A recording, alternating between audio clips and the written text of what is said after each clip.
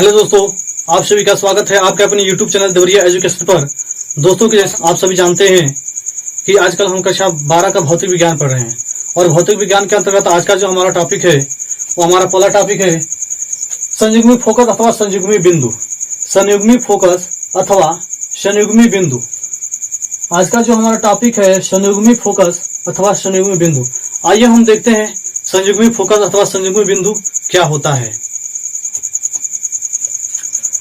परिभाषा इस प्रकार है कि उन दोनों बिंदुओं को संयुग्मी फोकस कहते हैं। उन दोनों बिंदुओं को संयुग्मी फोकस कहते हैं जिनमें से एक बिंदु पर रखी वस्तु का प्रतिबिंब दूसरी बिंदु पर प्राप्त होता है। अर्थात इसको थोड़ा सा समझिए। जैसे मान लीजिए यहाँ पर कोई दो बिंदु हैं, यहाँ पर कोई दो बिंदु, और इस दोनों बिंदुओं पर हम एक वस्तु रख दिए ए और एक वस्तु रख दिए हम बी। अगर इस वस्तु का देखिए, वस्तु ए का प्रतिबिंब इस बिंदु पर प्राप्त होता है और वस्तु बी का प्रतिबिंब इस वाले बिंदु पर प्राप्त हो, इसका प्रतिबिंब इस वाले पर प्राप्त हो और इस वाले का प्रतिबिंब इस वाले बिंदु पर प्राप्त हो, तो इन दोनों बिंदुओं को हम संयुग्मी फोकस कहते हैं अथवा संयुग्मी बिंदु भी कह सकते हैं।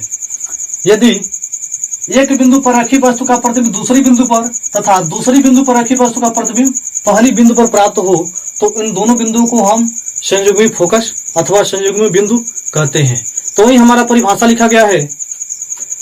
उन दोनों बिंदुओं को देखिए, उन दोनों बिंदुओं का मतलब ये जो दोनों बिंदु लिए हैं उसकी बात हो रही है। उन दोनों बिंदुओं को संयुग्मी फोकस कहते हैं। इन दोनों बिंदुओं को कहेंगे संयुग्मी फोकस। उन दोनों बिंदुओं को संयुग्मी फोकस कहते हैं जिनमें से एक बिंदु पर रखी वस्तु का प्रतिबिंब, देखिए जिनमें से एक बिंदु पर रखी वस्तु का प्रतिबिंब दूसरी बिंदु पर प्राप्त होता है। इसका इस पे प्राप्त होगा और इसका इस पे प्राप्त होगा, इसलिए इन दोनों बिंदु को हम क्या कहेंगे, संयुग्मी फोकस। चलिए हमारा अगला टॉपिक है रेखीय आवर्धन।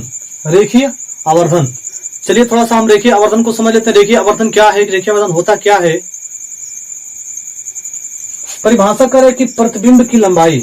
अगर कोई वस्तु है, देखिए अगर कोई वस्तु है और इसको हम किसी दर्पण के सामने ले जाते हैं, जब दर्पण के सामने ले जाएंगे तो इसका प्रतिबिंब बनेगा और जब प्रतिबिंब बनेगा तो उसकी कुछ न कुछ लंबाई होगी। तो उसी को कह रहे हैं प्रतिबिंब की लंबाई। जो दर्पण में प्रतिबिंब प्राप्त हो रहा है उसी की लंबाई की बात कर रहा है। तो कह रहे कि प्रतिबिंब की लंबाई तथा वस्तु की लंबाई, मतलब स्वयं जो वस्तु है उसकी लंबाई की बात हो रही है। इसकी प्रतिबिंब की लंबाई और इसके वस्तु की लंबाई, प्रतिबिंब की लंबाई तथा वस्तु की लंबाई के अनुपात को रेखीय आवर्धन कहते हैं। और इसे हम किसी को प्रदर्शित करते हैं, स्मॉल एम से प्रदर्शित करते हैं, इसलिए रेखीय आवर्धन यम कहते हैं। तो हमारा सूत्र होता है यम बराबर आई जो है प्रतिबिंब की लंबाई है अब बटे ओ का मतलब वस्तु की लंबाई, और यह बराबर होता है भी बटे यू के।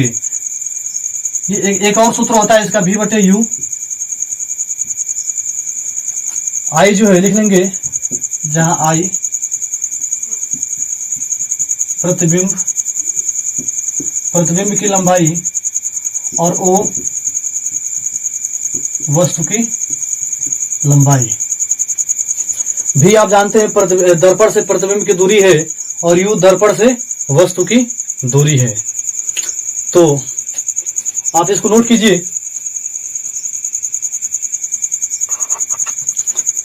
दोस्तों अगला हमारा टॉपिक है, हमारा अगला जो टॉपिक है वह है प्रकाश का अपवर्तन। प्रकाश का अपवर्तन, आइए जानते हैं हम प्रकाश का अपवर्तन क्या होता है।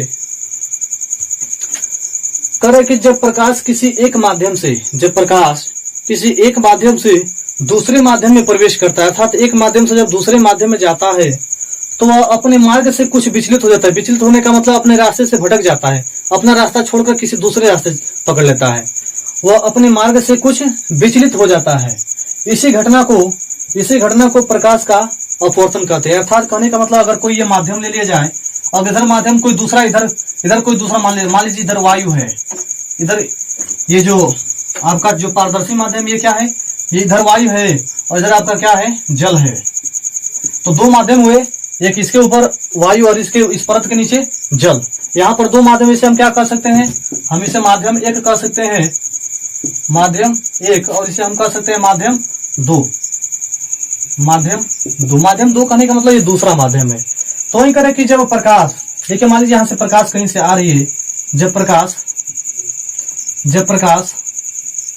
प्रकाश किसी एक माध्यम से, इस माध्यम से, देखिए इस माध्यम से वायु से आ रहा है और जल में प्रवेश कर, जब प्रकाश किसी एक माध्यम से दूसरे माध्यम में प्रवेश कर, जैसे इस दूसरे माध्यम में प्रवेश करेगा, दूसरे माध्यम में प्रवेश करता है तो वह अपने मार्ग से कुछ विचलित हो जाता है। मतलब इसको जाना चाहिए, देखिए इसको जाना चाहिए सीधे, लेकिन ये क्या हो जाता है, अपने मार्ग से कुछ विचलित हो जाता है।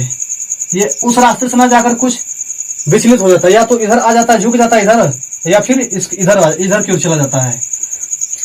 तो इसी घटना को हम प्रकाश का अपवर्तन कहते हैं। जब प्रकाश किसी एक माध्यम से, देखिए जब प्रकाश किसी एक माध्यम से दूसरे माध्यम में प्रवेश करता है, जब प्रकाश किसी एक माध्यम से दूसरे माध्यम में प्रवेश करता है तो वह अपने मार्ग से कुछ विचलित हो जाता है। मतलब वो अपने रास्ते से कुछ विचलित हो गया। विचलित होने का मतलब अपना रास्ता भटक गया, अपना रास्ता छोड़कर कोई दूसरा रास्ता पकड़ लिया। इसी घटना को प्रकाश का अपवर्तन कहते हैं। ये जो खींचा गया है एक तरह का क्या है, अभिलंब। जैसे इसके पहले वाले खींचते थे परावर्तन में, उसी प्रकार यहाँ पर भी खींच दिया गया है अभिलंब। और यह देखिए अभिलंब के साथ जो आपतित किरण कोण बनाती है उसे क्या कहते हैं हम, आपतन कोण आई। और अभिलंब के साथ जो परावर्तन कोण, उसमें हम जब परावर्तन पढ़े तो वहां पे परावर्तन कोण लेते हैं, लेकिन अब यहाँ पे हम अपवर्तन पढ़े। इसे यहाँ पर इस कोण का नाम क्या होगा, अपवर्तन कोण। इस कोण का नाम क्या होगा, अपवर्तन कोण। और अपवर्तन कोण क्या कहेंगे हम, आर। ये आपतन कोण आर, आपतन कोण आई और अपवर्तन कोण आर। और ये जितना कोण विचलित हुआ है, जितना कोण अपने मार्ग से विचलित हुआ है, इसको हम क्या कहते हैं, विचलन कोण। और विचलन कोण को हम डेल से प्रदर्शित करते हैं। विचलन कोण को हम डेल से प्रदर्शित करते हैं। आपतन कोण आई और अपवर्तन कोण कितना है, आर। देखिए एक बार ध्यान से समझ लेते हैं। जब प्रकाश किसी एक माध्यम से दूसरे माध्यम में प्रवेश करता है तो वह अपने मार्ग से कुछ विचलित हो जाता है, इसी घटना को प्रकाश का अपवर्तन कहते हैं। तो चलिए हम अपवर्तन के नियम पढ़ लेते हैं। यहाँ अपवर्तन आप समझ गए हमारे ख्याल से। अब अगला टॉपिक है हमारा अपवर्तन के नियम।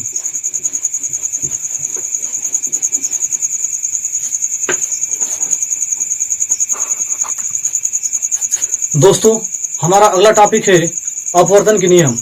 आइए हम अपवर्तन के नियम को पढ़ते हैं। अपवर्तन का पहला नियम यह कहता है कि आपतित किरण तथा आपतन बिंदु पर खींचा गया अभिलंब। देखिए आपतित किरण, अपवर्तित किरण तथा आपतन बिंदु पर अभिलंब। इस बिंदु को जहां पे गिरता है उसे हम आपतन बिंदु कहते हैं ना। आपतन बिंदु पर खींचा गया अभिलंब, तीनों एक ही समतल में होते हैं। ये तीनों के तीनों किस समतल में होते हैं, एक ही समतल में होते हैं। अर्थात कहने का मतलब, अगर ये धरती पर है तो धरती पर रहेगा, ये नहीं कि एक धरती पर है और एक आकाश पर है। समतल कहने का मतलब अगर एक धरती पर है तो दूसरा धरती पर है, अगर एक आकाश में है तो एक दूसरा भी आकाश में।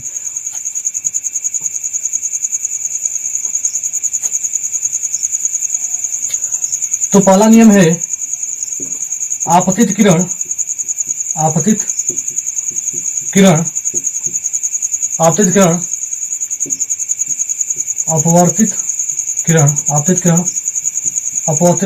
किरण तथा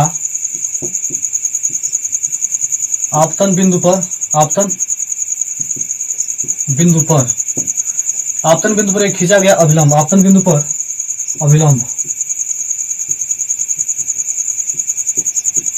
तीनों एक ही समतल में स्थित होते हैं, एक ही समतल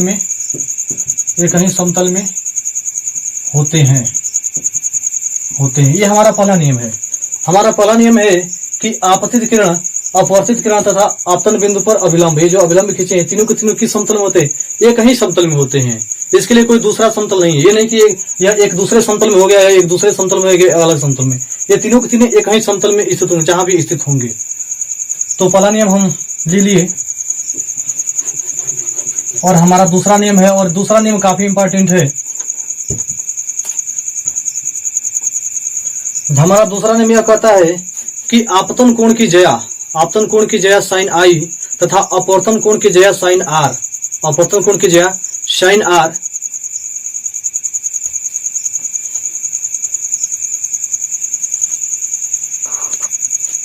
हमारा दूसरा नियम है, देखिए यहाँ पर हमारा जो प्रकाश का दूसरा नियम है, दूसरा नियम क्या कहता है कि आपतन कोण आई की जया, जया का मतलब होता है शाइन, जया का मतलब क्या होता है शाइन। तो कह रहा है कि आपतन कोण आई की जया, आपतन कोण की जया अर्थात साइन आई, आपतन कोण की जया साइन आई तथा अपवर्तन कोण की जया साइन आर। अपवर्तन कोण कितना आर है ना, आपतन जया का मतलब क्या होता है साइन, अपवर्तन कोण की जया साइन आर समानुपाती होते हैं। ये दोनों के दोनों आपस में क्या होते हैं, समानुपाती होते हैं। आपतन कोण की जया साइन आई, आपतन कोण की जया साइन आई, अपवर्तन कोण की जया साइन आर, ये क्या होते हैं, समानुपाती। समानुपाती चिन्ह देखिए, आपतन कोण की जया साइन आई तथा अपवर्तन कोण की जया साइन आर समानुपाती होते हैं। देखिए क्या होते हैं, ये समानुपाती होते हैं। तो यहां से इसको थोड़ा सा हम सॉल्व करते हैं। तो साइन आई बराबर क्या हो जाएगा, देखिए जैसे आप जानते हैं कि जब अनुक्रमानुपाती चिन्ह को या समानुपाती चिन्ह को हटाया जाता है तो इसके आगे एक नियतांक जोड़ा जाता है। चलिए हम यहाँ पे एक नियतांक जोड़ दिए और ये क्या हो गया साइन, हम एक नियतांक n जोड़ दिए जिससे यहाँ पे ये खत्म हो गया। तो यहाँ से हो जाएगा आपका साइन आई, हम n बराबर निकालना चाह रहे हैं तो इसको हम इधर भेजेंगे। देखिए इसके साथ गुणा है ना, इधर आएगा तो क्या होगा, भाग पड़ेगा, तो ये जाएगा साइन आर मतलब n, अर्थात कहने का मतलब, और जो n है वो एक तरह का क्या है, अपवर्तनांक है, अपवर्तनांक, अपवर्तनांक। n जो है माध्यम का अपवर्तनांक है, n जो है आपका माध्यम का अपवर्तनांक। और n को हम क्या लिख सकते हैं, इसी को हम लिख सकते हैं साइन आई बटे साइन आर, और इस n का मान जो होता है इसको हम लिख सकते हैं n बराबर n2 अपान n1 या v2 अपान v1, या एक और इसका सूत्र होता है n का, चलिए उसका उपयोग लगेगा तो आगे बताया जाएगा, फिलहाल आप इतना ही जानिए। ये अपवर्तन का दूसरा नियम होता है। उम्मीद करते हैं दोस्तों आपको जो भी पढ़ाया गया आपको अच्छे से समझ में आया होगा। अगर फिर भी कहीं डाउट रह जाता है तो आप कमेंट बॉक्स में लिख दीजिए, आप कमेंट करके बता दीजिए कि ये चीज हमको नहीं समझ में आया, आपका सभी डाउट क्लियर किया जाएगा। दोस्तों आप हो सके तो हमारे चैनल को सब्सक्राइब कर लीजिए और आप दोस्तों में अधिक से अधिक शेयर कीजिए।